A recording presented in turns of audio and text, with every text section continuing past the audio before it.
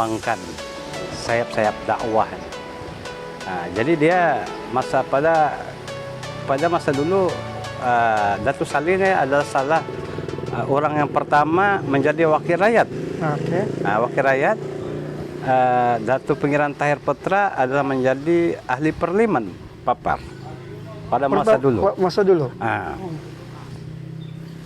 Jadi tidak heranlah juga mungkin ada masa zaman sekarang nih masih banyak lagi pelapis-pelapis peringkat dalam era, kalau dalam politik nih tidak heranlah Papar Buang Sayang nih diantaranya kebanyakannya yang boleh menjadi pemimpin dalam bidang politik nih, karena dulu pun memang hebat. Bila mana yang saya ingat zaman dulu Buang Sayang ini diantara adalah beberapa kali menjadi dinobatkan menjadi kampung contoh di peringkat daerah Papar. Oke. Buang Sayang adalah menjadi kampung contoh, beberapa kali dianugerahkan kampung contoh di peringkat daerah Papar.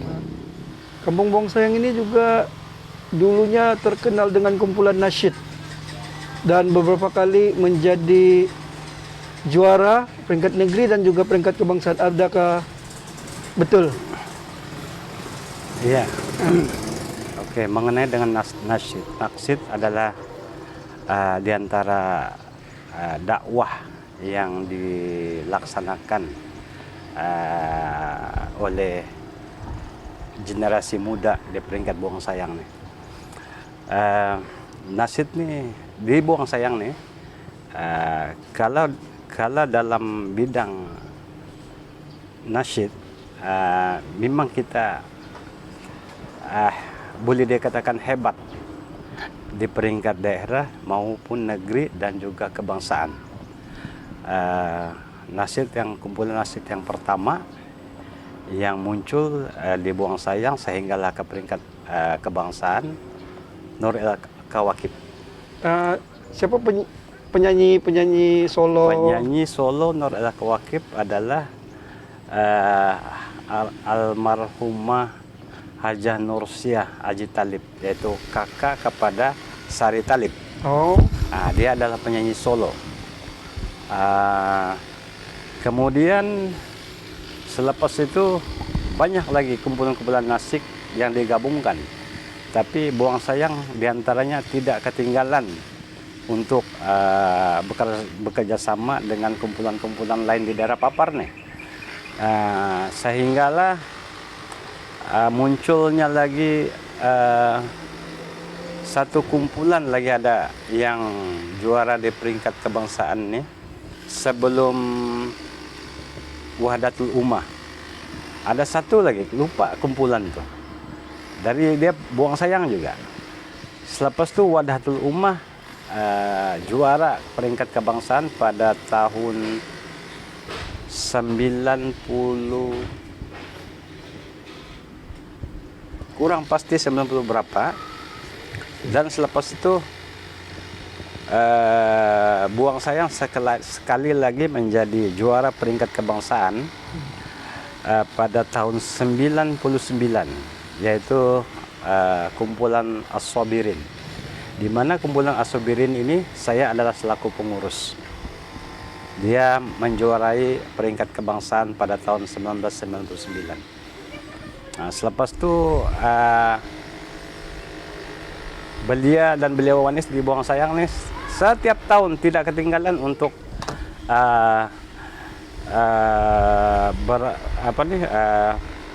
mengikuti pertandingan nasyid ini.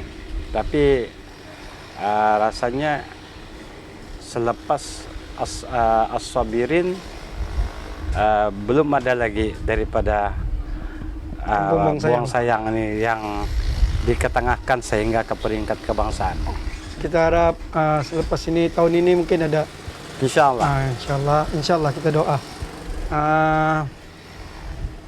Itulah tadi kita dengar serba sedikit kan asal usul nama Kampung Buang Sayang, imam, pekerjaan, etnik bangsa apa yang paling banyak di Kampung Buang Sayang, kejayaan anak-anak Kampung Buang Sayang, dan juga perkembangan dakwah di Kampung Buang Sayang. Sebenarnya banyak lagi yang kita ingin tanyakan kepada Saudara Haji Abdul Rahman. Apa yang Encik Haji harapkan tentang Buang Sayang pada hari ini, pemuda, kemajuan, pembangunan di Kampung Buang Sayang, dan harapan Haji tentang generasi akan datang untuk menjaga nama baik Kampung Buang Sayang, meneruskan rasa hormat dan juga cintakan kepada kampung dan orang tua di Kampung Buang Sayang. Harapan Haji. Oke.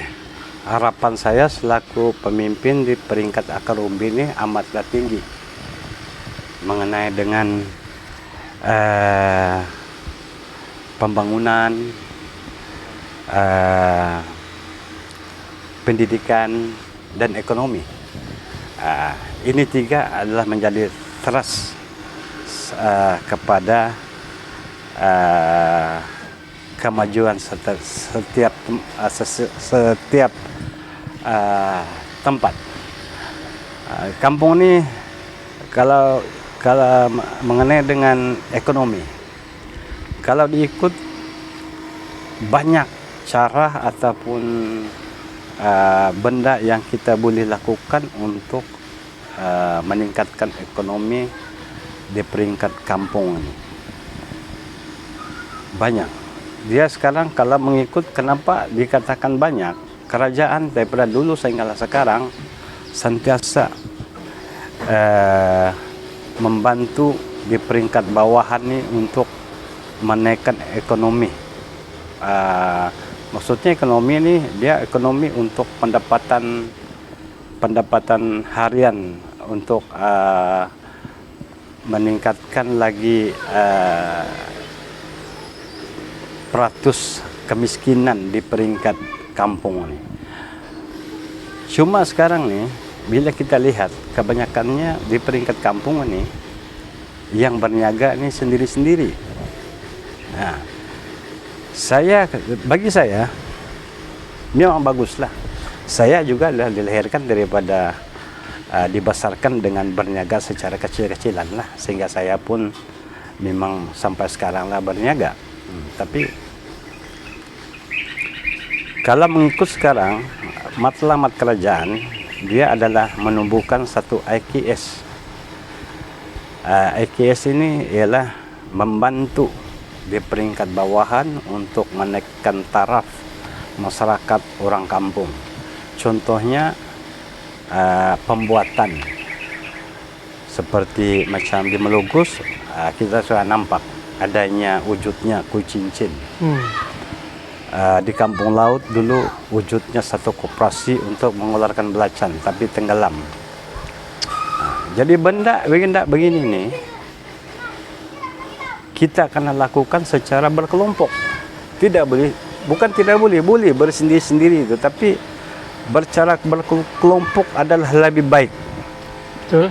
Jadi makanya kalau boleh diwujudkan apapun perniagaan, diwujudkan satu koperasi. Contohnya, kalau musim belacan, tidak ada masalah orang kampung ini semua beli belacan buat belacan. Saya rasa di Buang Sayang ini antaranya pakar belacan sedap. Boleh. Jadi satu koperasi ditubuhkan untuk sebagai payung kepada masyarakat kampung tuh. Jadi bila sebuah rumah nih mengeluarkan 50 kilo belacan, kita ada lebih kurang, ambil katalah 780 buah rumah yang mengeluarkan dalam satu rumah 50 kilo, berapa jumlahnya tuh? Banyak. So, jadi kita wujudkan sana, dan koperasi itu adalah distribute menjadi menjalankan perniagaan tuh untuk mengedarkan belacan-belacan tuh. Jadi itu diantara seperti contoh-contohnya lah.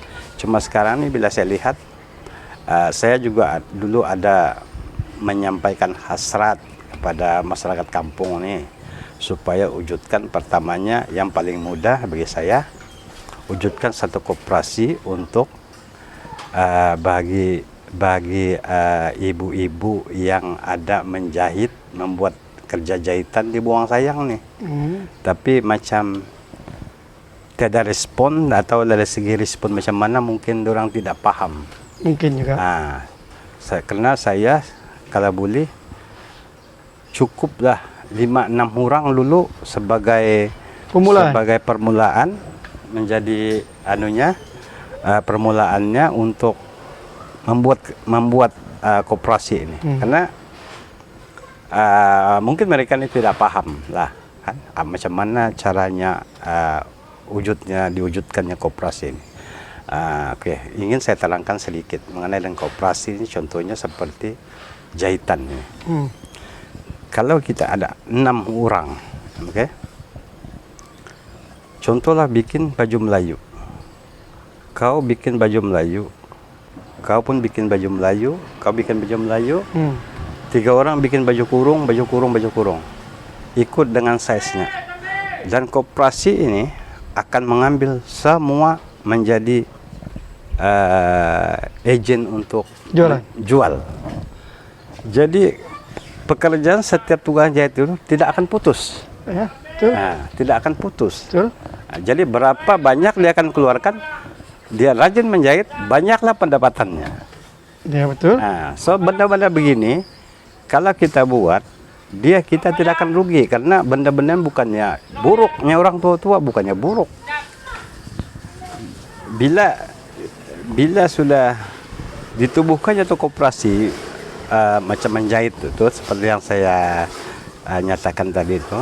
Jadi itulah koperasi itu yang akan mengagihkan sebagai agen untuk menjual barang-barang tuh. Jadi yang penjahit ini dia buat koperasi beli, dia secara otomatiknya dibayar, dibeli tuh benda tuh. Jadi dia pun sendiri siap dia akan dapat duit, Contohnya begitulah. Jadi itu makanya wujudnya koperasi itu.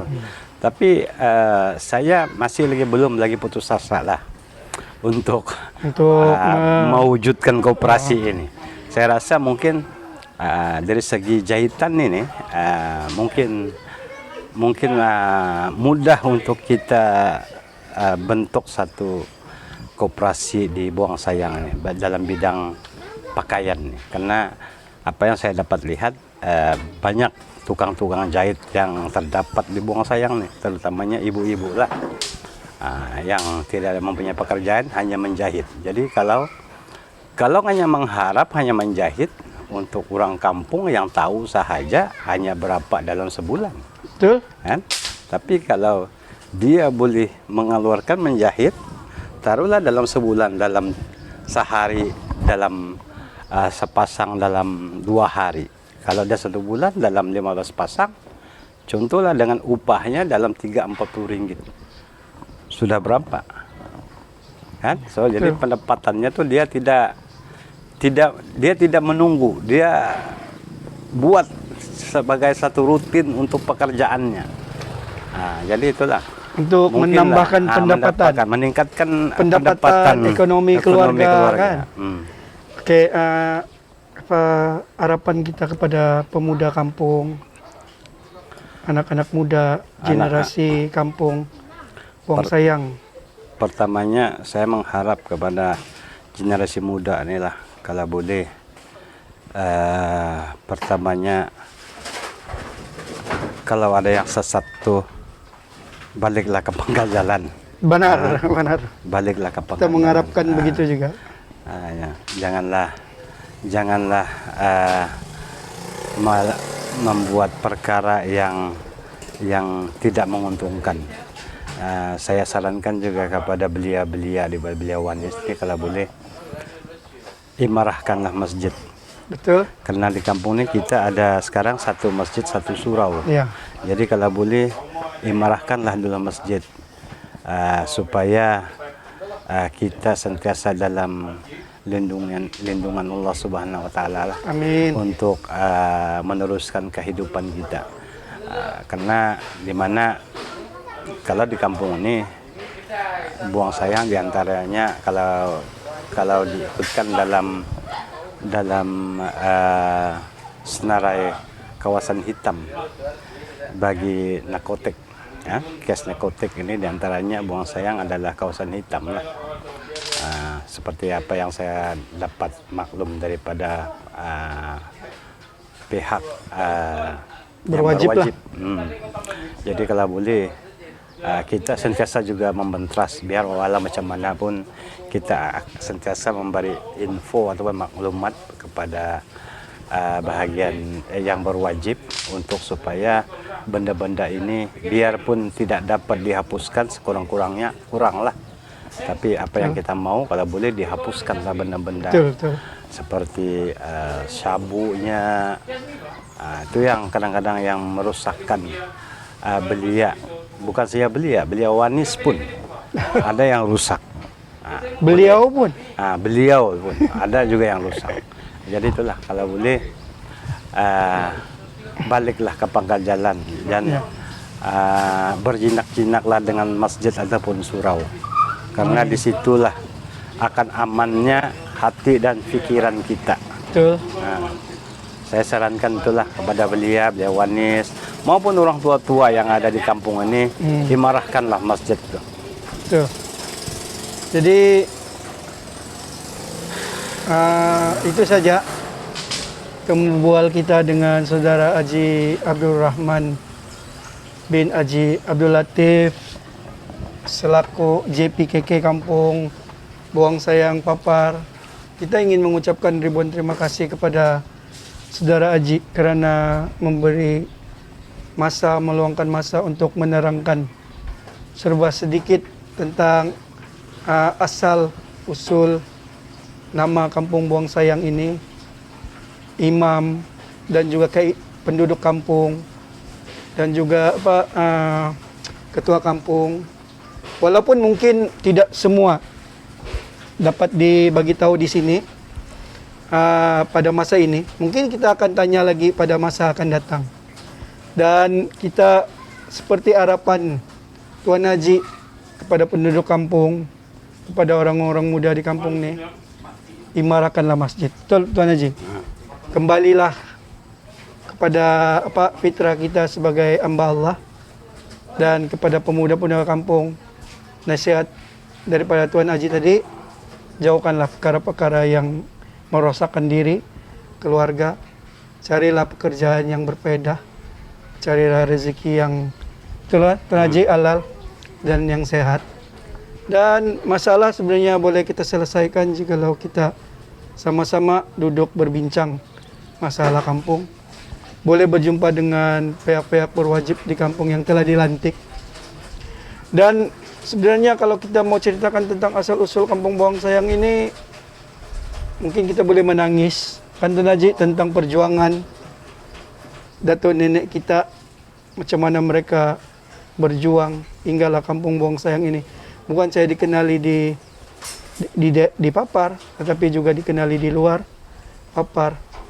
Contohnya seperti nasyid, kumpulan nasyid, dan juga ada beberapa orang yang menjawat jawatan tinggi berasal dari Kampung Buang Sayang, dan ada juga keluarga Tuan Haji yang menjawat jawatan tinggi di peringkat negeri dan juga mungkin persekutuan. Jadi itulah harapan kami daripada channel Renca TV, dan hari ini kita mendengar cerita serba sedikit asal usul Kampung Buang Sayang. InsyaAllah kita berjumpa lagi di lain masa, lain waktu, dan lain tempat. Mungkin dengan cerita yang lain, mungkin dengan Tuan Haji cerita pasal, kita tidak tahu akan datang cerita. Kan Tuan Haji masih sedih? InsyaAllah. Dan kita berjumpa lagi. Jadi Assalamualaikum warahmatullahi wabarakatuh, dan salam keluarga Malaysia.